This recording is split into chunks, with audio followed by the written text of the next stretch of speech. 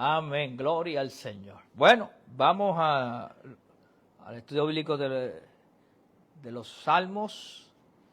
Gracias a los que nos siguen también mediante el live en la página de Facebook de Ricky Rosado.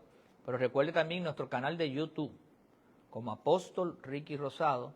Ahí está todo lo que hacemos, todos los servicios, todo lo que yo hago de tribunal cristiano, de sin separación y nada. Todo está ahí, nos puede seguir allí también. Pero hoy en vivo, aquí en el live. El Salmo que nos corresponde hoy es el 140 y 141. Salmo 140 y el Salmo 141. Estos son salmos en cierta manera, de lamentaciones y de oración del salmista por seguridad y protección. Acuérdense que David era un hombre de gobierno, era un hombre de la realeza, pero que tenía luchas con diferentes otras naciones. Y aunque ya nosotros estamos en el siglo XXI, pues usted sabe que siguen las guerras, los conflictos, las batallas, las luchas. Lo más reciente que tenemos ahora es lo que está pasando en Estados Unidos, que no es a ese nivel, ¿verdad? Pero con las protestas y la Guardia Nacional, la policía y todo ese tipo de situaciones. Dice así: líbrame, oh Jehová, del hombre malo. Guárdame de hombres violentos. Pues sabemos que aunque nosotros vivimos bastante en paz, si miras para Haití, es una violencia extrema. Si mira ahora mismo, como en Estados Unidos, hay lugares como Los Ángeles que hay violencia. Y en Puerto Rico pues hay violencia, lo que pasa es que es otro tipo de violencia, ¿verdad? No es de guerrilla, no es de asaltos por grupos mercenarios, sino la violencia de Puerto Rico es por la droga, por el narcotráfico, por el crimen, de la lucha entre los puntos de droga, ¿verdad? Entonces, líbrame, oh Jehová, del hombre malo, guárdame del hombre violento, los cuales maquinan males en el corazón, cada día urden contiendas. O sea, el hombre malo está planificando, porque su negocio, lamentablemente, es operar en la maldad y hacer cosas de destrucción. Aguzaron su lengua como la serpiente, veneno de aspi hay debajo de sus labios. Guárdame, oh Jehová, de manos del impío, líbrame de los hombres injuriosos. Está hablando de otro tipo de violencia, de otro tipo de ataque. Que han pensado trastornar mis pasos. Me han escondido lazos y cuerda los soberbios. Eso era para atrapar. Así se atrapaban también los animales en ese entonces. Han tendido red junto a la senda, me han puesto lazos. He dicho a Jehová, Dios mío eres tú. Escucha, oh Jehová, la voz de mis ruegos. Jehová, Señor, potente Salvador mío, tú pusiste a cubierto mi cabeza en el día de la batalla. O sea, me diste protección. No conceda, oh Jehová, al impío sus deseos, no saques adelante su pensamiento para que no se ensoberbezca, no se llene de soberbia. En cuanto a los que por todas partes me rodean, la maldad de sus propios labios cubrirá su cabeza, caerán sobre ellos brasas, serán echados en el fuego, en abismos profundos de donde no salga. Esa era toda la situación que él oraba para que ocurriera en sus enemigos, en las batallas. El hombre deslenguado no será firme en la tierra, el mal cazará al hombre injusto para derribarle. La maldad alcanzará al malo. Eso lo dice el libro de Proverbios. Yo sé que Jehová tomará a su cargo la causa del afligido y el derecho de los necesitados. Dios es el que hace justicia y honra tu derecho, como dice el Salmo 91, como el mediodía. Ciertamente los justos alabarán tu nombre y los rectos morarán en tu presencia. Y ahí es donde mejor podemos estar, escondidos en su presencia. Por lo tanto, el Salmo 140, que tiene unos 13 versos, es la oración por la liberación. Salmo 140 forma parte de un grupo considerable que refleja la existencia dentro de Israel de corrientes muy agrias de antagonismo y de persecución. Luchas intestinas, luchas internas que habían en el propio Israel, entre ellos mismos, que creaban esas grandes batallas. Y pues de eso nosotros sabemos que las sociedades, lamentablemente, pues existen grupos y sectores, y lo hay en la política, lo hay en la empresa privada, lo hay en la familia, y a veces se mete en las iglesias.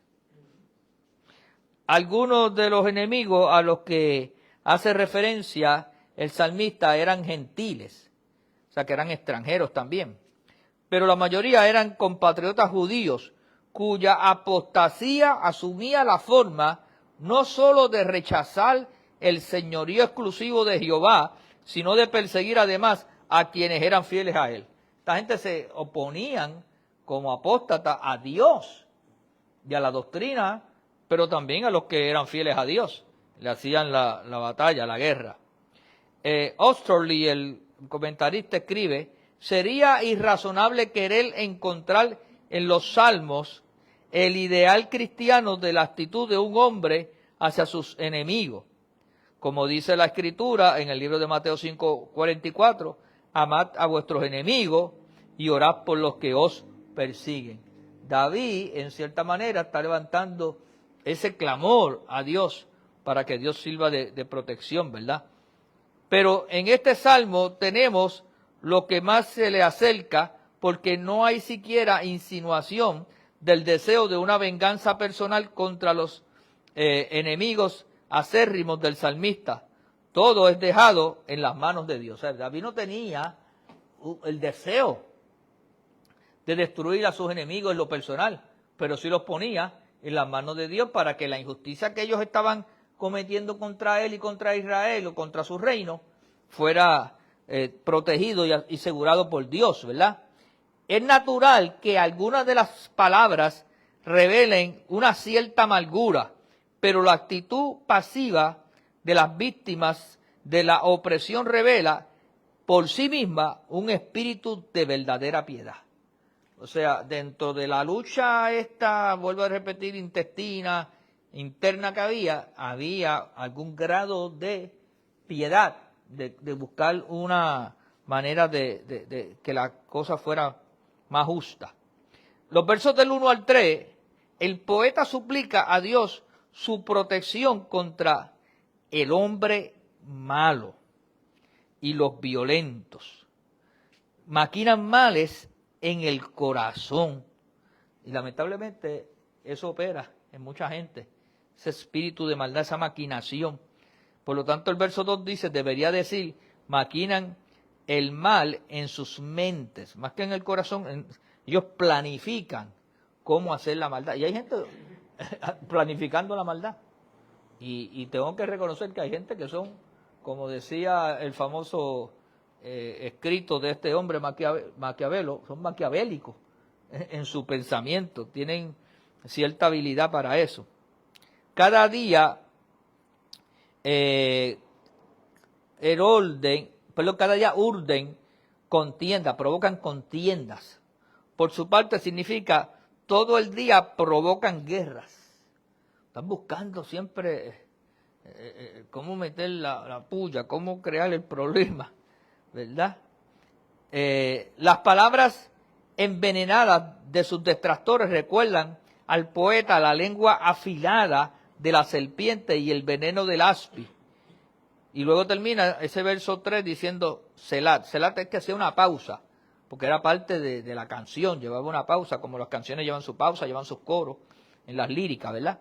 Los versos del 4 al 5 hablan de la oración por la preservación. ¿Cómo Dios me puede preservar?, decía el salmista. En tales circunstancias, el salmista, con gran sabiduría, se pone él mismo y su reputación en las manos de Dios. Invoca la protección de Dios y le pide al Señor ser liberado de aquellos que han pensado trastornar mis pasos. Hay gente que está planificando en contra de David el destruirlo. Y nosotros nos personificamos en alguna manera en nuestras vidas. ¿Cuántas veces tú has tenido situaciones de gente que te quiere hacer daño? Y tú has tenido que orar a Dios. Y lo grande es que Dios te ha hecho justicia, ¿verdad? A eso tenemos que nosotros reconocer. Los malvados se identifican en muchos lugares del Salterio. Salterio, recuérdense que es el himnario, el cántico, el poema, como soberbios. Algunos cristianos sostienen que algún pequeño pecado nos ayuda a ser humildes. Esa es una filosofía incorrecta, ¿verdad? Pero los autores bíblicos eran mucho más sabios. Se dieron cuenta que el pecado en su esencia es orgullo.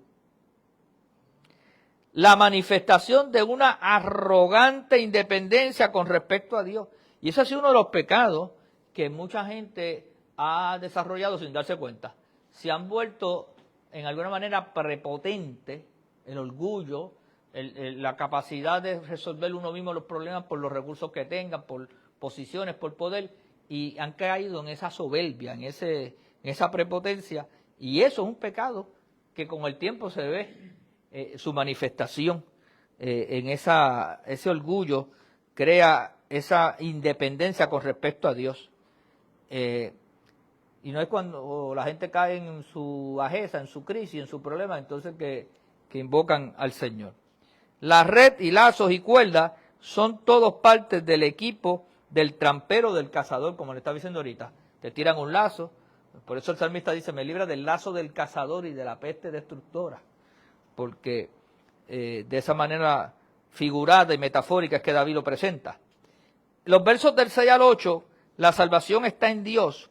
El salmista evoca el compromiso con Dios como su Dios y pide que sus peticiones sean escuchadas. Por eso dice el verso 6, Jehová Señor, que también en el verso 7 se reconoce como Yahweh o Adonai. Adonai significa Señor, Yahweh significa Jehová. Ese es en el hebreo, ¿verdad? Por lo tanto, usted puede, esto aparece en otros salmos, como el Salmo 68:20, el Salmo 159:21, el mismo Salmo 141:8, que ahorita lo vamos a tocar, y en Habacuc 3:19. Yahweh, o el nombre de Dios, que en la versión Reina Valera se traduce como Jehová, que también en la antigüedad se conocía como Yahvé. Como Adonai es Señor, y es una de las formas que nos dirigimos cuando queremos adorar al Señor, Adonai. Tú pusiste a cubierto mi cabeza en el día de la batalla. Eso significa, me ofreciste protección en el momento del conflicto, ¿verdad? Como dice también en el Nuevo Testamento, ¿verdad? Con relación al escudo, a la armadura del cristiano. Se implora a Dios que no permita la realización de los deseos del impío. David oraba eso, que no se cumpla la intención, la mala intención, la mala fe del impío. Y son oraciones que tú puedes hacer. Son oraciones que cada uno de nosotros podemos y debemos hacer. Porque no podemos vivir en la inocencia de que usted es un billete de 100, ¿verdad? A ponerlo, y que le cae bien a todo el mundo. Hay gente que oye, sin tú hacerle nada, dice, me cae gordo, ¿verdad? Y entonces, pues tú tienes que orar sobre eso para que esa situación no venga a repercutir negativamente sobre ti, declarando que Él es tu escudo, tu protección. Y habla de la cabeza porque acuérdense que es el área más débil en una batalla. Los impíos y los justos, como dice el verso 9 al 13, en la última estrofa se establece el contraste entre los destinos respectivos al impío y el justo. ¿Cuál es el destino de cada uno?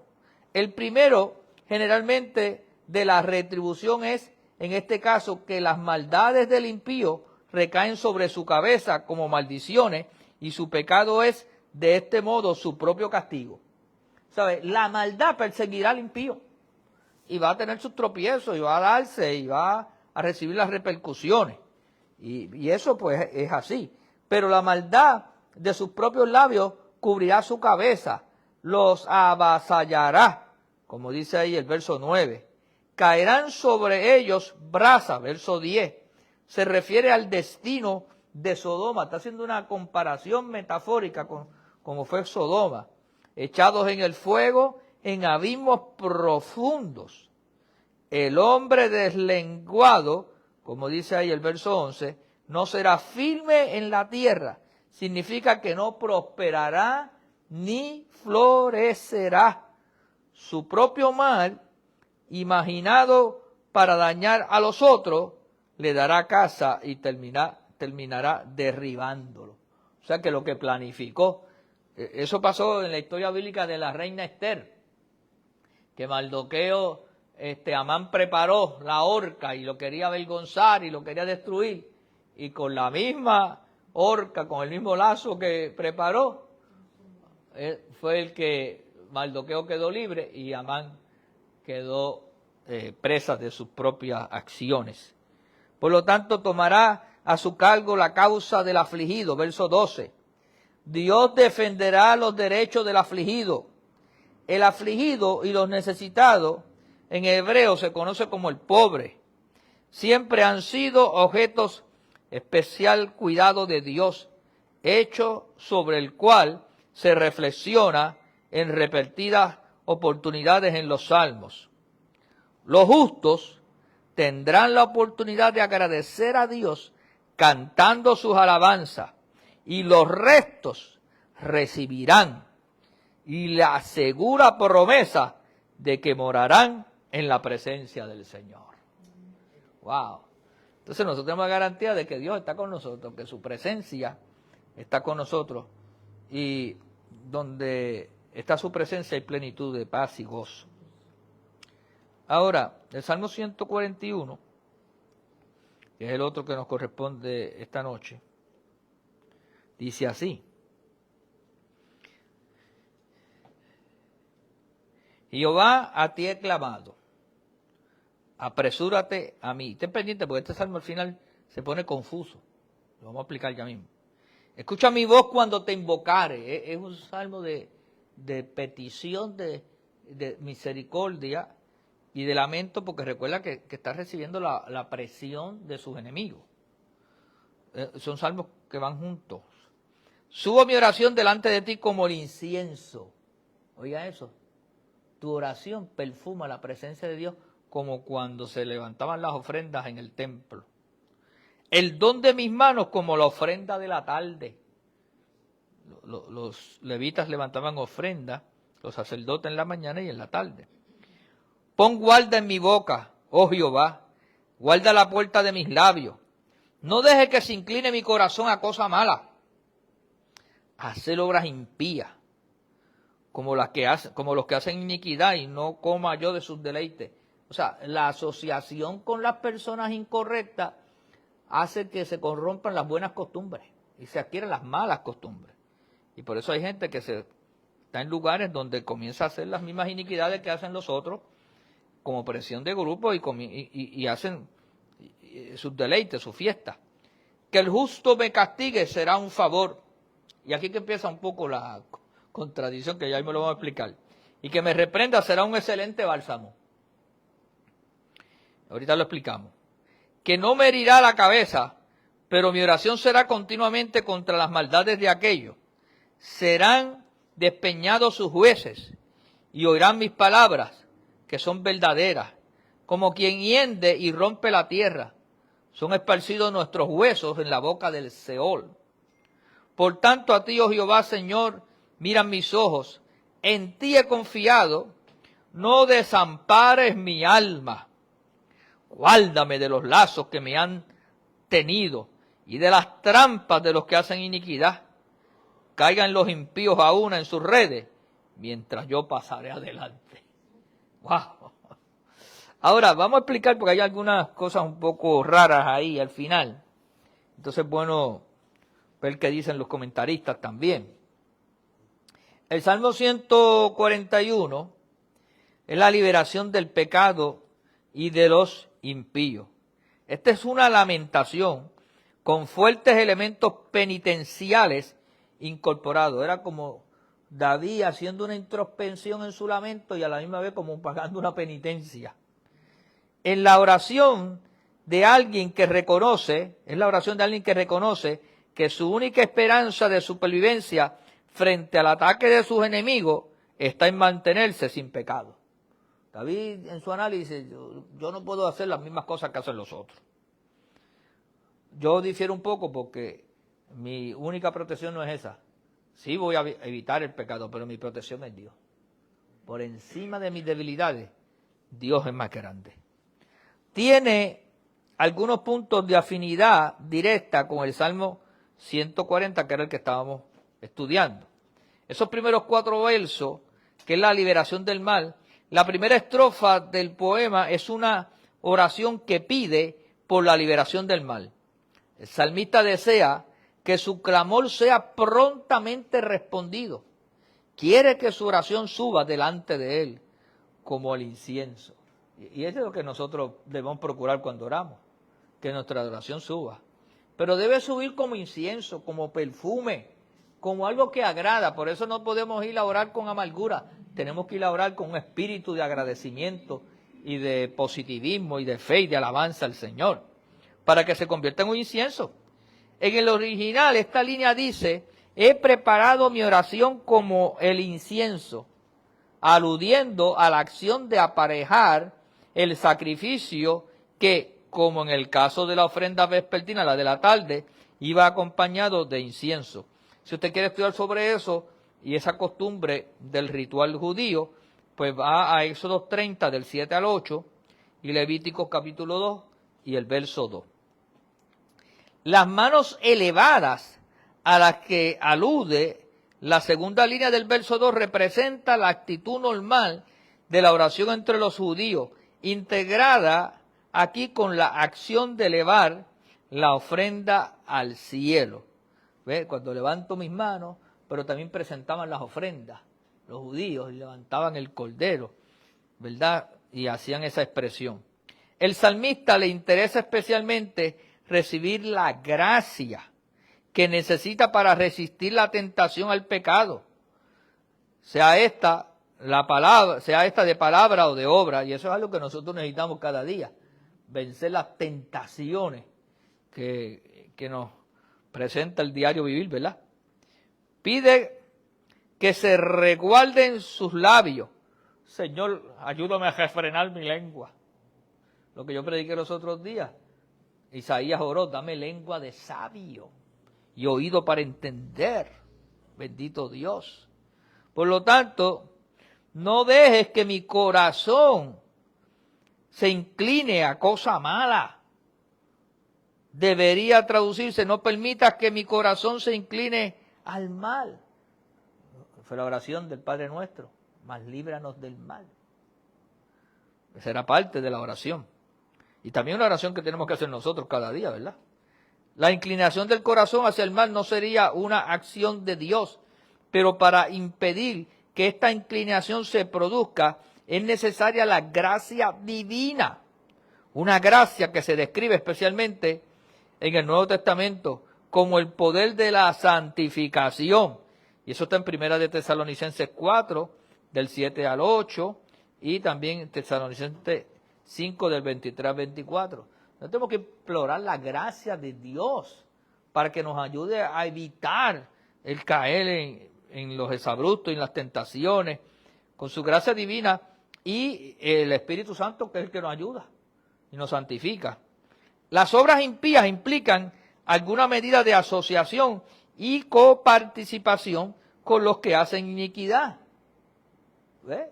A veces uno quiere ser sociable o vivir vidas sociales, tenga cuidado, porque el impío no tiene escrúpulos y no tiene límites. Él fluye por ahí, si se mete 2 o 3 palos se vuelve más goloso. Y si entra en otros excesos, pues la cosa sigue y se sigue complicando y termina complicada. Porque pues, ya eso atrae esa situación. Entonces él dice, las obras impías implican la asociación y coparticipación con los que hacen iniquidad. Comer de sus deleites significaría probar un poco de cada uno de sus impíos placeres, ¿verdad? Uno dirá, no, pero con moderación o una comidita. El problema no es ese, el problema está en los excesos. El problema está en el ambiente, que sigue entrando otras cositas y otras cositas y otras cositas, y si uno no tiene dominio propio o si no puede saber cuándo es el momento de goodbye, pues la cosa se va complicando. Y eso es lo que pasa. Y el salmista está teniendo una advertencia ahí sobre eso. Ahora, la comunión de los justos, el poeta desea sustituir la asociación con los impíos por la comunión con los justos. En otras palabras, en vez de estar con ese grupo de gente que de exceso y que no tiene límite, asóciate con el justo. Asóciate, ¿verdad? A lo mejor es un poquito más aburrido, pero es más seguro. El poeta dice, vamos a asociarnos con el justo. Si un justo lo castigará como merecida reprensión, le estaría haciendo un favor. Esa palabra, cuando vimos el salmo ahí que decía que la palabra era hiriente, dañina, no, es que la palabra del justo te va a veces a hacer un poco como si fuera una reprensión, pero te estaría haciendo un favor.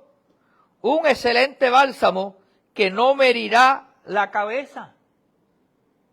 Alguien dijo en estos días, yo prefiero la palabra hiriente de un amigo que las mentiras que me destruyen. Hay gente que cuando te habla te oculta cosas por no ofenderte y te dice mentiras y te adula, pero te está matando. Pero hay otros, el amigo que ama te va a decir en algún momento dado una palabra hiriente, pero es para salvarte. Una palabra que puede ser fuerte, pero es para protegerte. Mira, no te conviene, no vayas ahí porque esto y esto. Y a veces la gente, pero tú siempre negativo. No, es que te está dando un consejo porque te aprecia. Y entonces eso es lo que está diciendo aquí el salmista sobre eso. Luego dice, significa que la represión del justo tendría efectos curativos y no herirá en algún sentido adverso, pero mi oración será continuamente contra las maldades de aquellos. Es la traducción al castellano de una oración hebrea muy difícil de interpretar, tal como se ilustra por la variedad de las versiones que se han propuesto en los distintos idiomas modernos. O sea, aquí el comentarista reconoce que la expresión que está escrita ahí, en la forma que está escrita, es un poco difícil. Entonces hay que buscar cuál era el origen en el hebreo cuando eso se estableció. Por lo tanto dice, los versículos 6 y 7 son difíciles de incorporar a la totalidad del poema.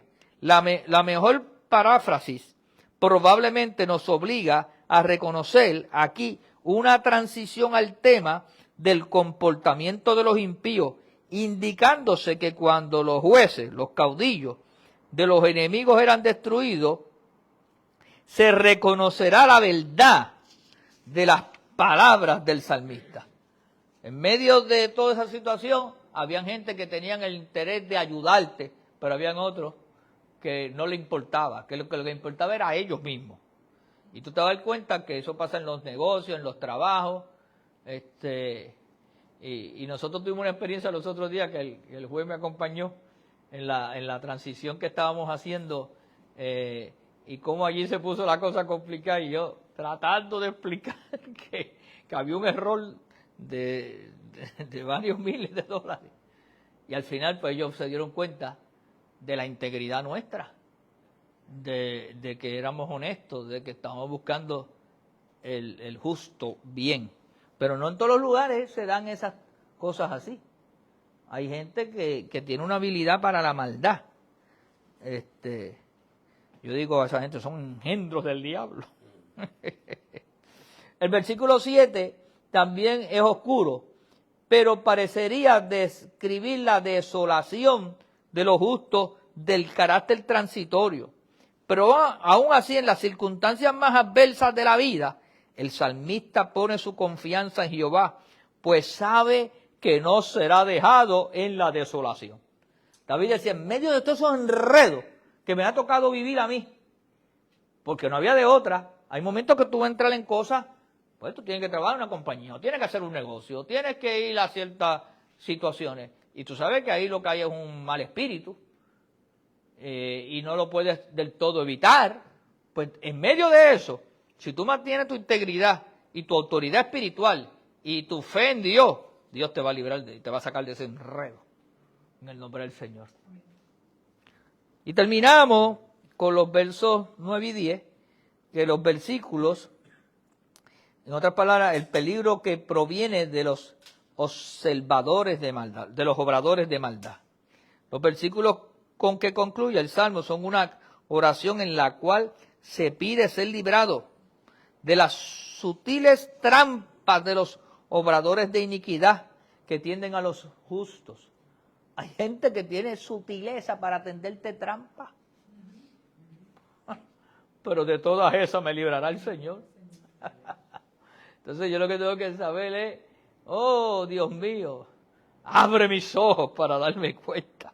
Los impíos caerán a una de sus redes, mientras que el varón de Dios pasará adelante. Cuando tú oras por esas cosas, por eso que tienes que orar por todo, y pedir y encomendarte a Dios, y Dios te va a librar, y ellos van a quedar en su enredo, ellos van a quedar en su iniquidad, en su pecado, y Dios te va a librar a ti, por su gracia y su misericordia. Pero por eso es que hay que orar todo el tiempo, y pedir a Dios, buscar dirección, y uno encomendarse antes de entrar a los sitios, ¿verdad? Oraciones breves, yo digo oraciones a microondas, relámpago, pero que son importantes, en el nombre del Señor. Que Dios añada bendición a su palabra, espero que estos salmos le edifiquen, y gracias por lo que comparte con nosotros. Si usted entró tarde, pues lo va a ver ahí, se queda en el live de mi página de Ricky, pero también lo suben después al canal de YouTube, Apóstol Ricky Rosado. Nosotros aquí en la casa damos gracias al Señor y ofrendamos, y damos nuestras ofrendas al Señor. Usted lo puede hacer también a través de la ATH móvil como CFC Fe y Gracia. CFC Fe y Gracia. Muchas bendiciones.